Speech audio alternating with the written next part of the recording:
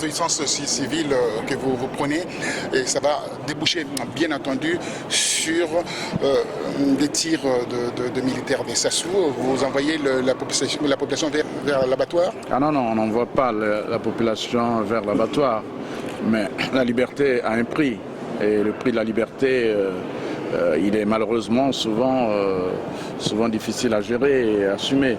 Non, ce que je veux dire tout simplement, c'est que je veux dire aux yeux du monde entier, et notamment de la presse qui est ici, et de tous les démocrates du monde entier, que le régime de Sassou Nguesso a montré son véritable visage. Jusque-là, pendant longtemps, il y a eu des doutes, il y a eu peut-être aussi des hésitations, mais aujourd'hui, quand on sait que dans ce pays, les journalistes sont bastonnés, lorsqu'on sait que dans ce pays, les élections se passent ou s'organisent à huis clos, lorsqu'on sait que dans ce pays, et c'est d'ailleurs une situation tout à fait particulière dans le monde, lorsqu'on sait que dans ce pays, malheureusement, tout est fait à huis clos, ça montre bien que nous sommes là dans une dictature, dans une tyrannie qui n'a pas de nom. Alors, à partir de ce moment, tous les démocrates du monde, que ce soit les Français, les Américains, les Congolais surtout, doivent comprendre que cette situation ne doit pas durer éternellement. D'où cet appel. L'appel du général, l'appel de tous les Congolais, l'appel de l'opposition, de tous ceux qui ont gagné réellement ces élections, de dire cette fois, on vous laisse piller le pays parce que vous êtes tellement gourmand que vous ne vous rassasierez jamais, mais ne pillez surtout pas nos urnes et surtout notre liberté. Parce que la liberté, c'est la chose la plus essentielle. Au regard de derniers résultats, les résultats qui viennent de sortir cette nuit à 3h du matin, oui. Mokoko est deuxième Kolela. Donc, en définitif, écoutez, le président voulait complètement faire son affaire avec le général Mokoko, l'exclure complètement. Bien sûr, on n'est pas dupe, on avait compris dès le départ. Monsieur Sassou a toujours considéré le nord du pays comme sa propriété. Tant qu'il est président, il est le chef du nord du pays, et avec cet argument, il a pu diviser, il a pu entraîner des guerres interne, et cette fois, malheureusement pour lui, un homme du Nord, un homme sérieux, un homme intellectuellement bien structuré, un homme vraiment un compatriote, un homme intègre, est sorti. Il s'appelle Jean-Marie Michel Mokoko. Et cet homme qui fait l'unité du pays, qui fait une espèce d'union, qui a cristallisé tout un engouement autour de lui durant cette campagne, est apparu comme le véritable challenger, sinon celui qui a réellement gagné ces élections présidentielles.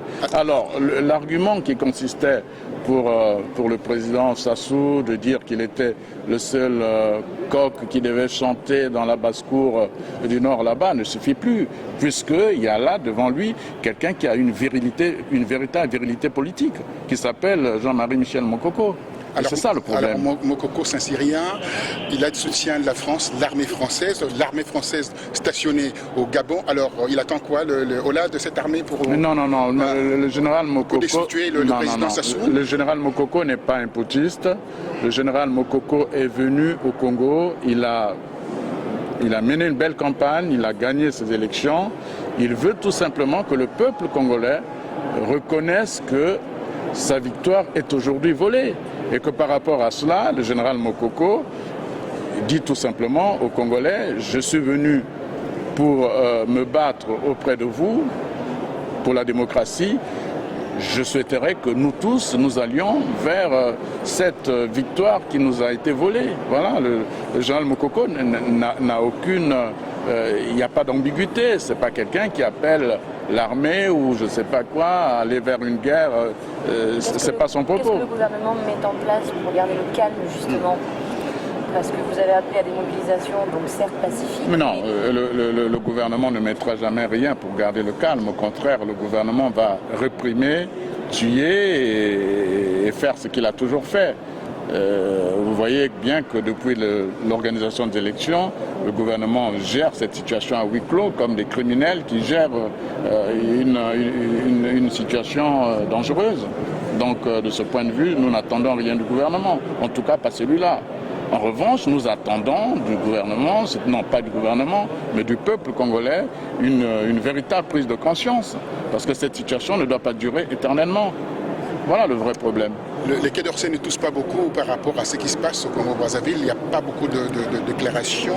Sur ça, il y a des communiqués, mais pas de déclarations. Il y a une différence entre communiqué et déclaration. Alors dites-moi, c'est le pétrole Congo-Brazzaville que la France regarde? Non, nous souhaitons, nous savons qu'il y a une bonne foi. Aujourd'hui, tout le monde est conscient que le véritable visage, parce que ceux qui ont été frappés hier, c'est quand même ceux qui ont été frappés hier, c'est quand même des journalistes français. Je crois que tous ces éléments finiront par faire comprendre au gouvernement français que nous avons là, en face de nous, un régime dangereux.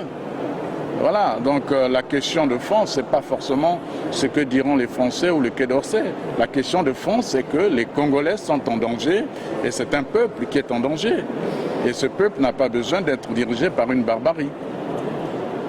Parce que c'est un peuple qui a droit à la liberté et qui a droit aussi au droit, comment dirais-je, aux valeurs universelles que tous les civilisés défendent. Voilà le problème des Congolais. On se trouve aujourd'hui avec, pour terminer, on se trouve aujourd'hui avec la résidence de Mokoko en Séclé. Il y a une partie des militaires qui sont avec Mokoko, d'autres qui sont avec Sassou. Alors la confrontation, c'est inévitable. Écoutez, moi je ne suis pas à Brazzaville, je ne sais pas comment ça se passe, mais la résidence, on a des informations, hein. La résidence du général Mokoko, depuis qu'il est arrivé, même avant que Sassou ne triche ou ne déclare qu'il est vainqueur, a toujours été encerclé par des gens Kaboul, etc. Donc nous savons bien que nous sommes dans un système, dans un pays dangereux qui est géré par des hommes dangereux et qu'il faut mettre hors d'état de nuire. Merci. Merci.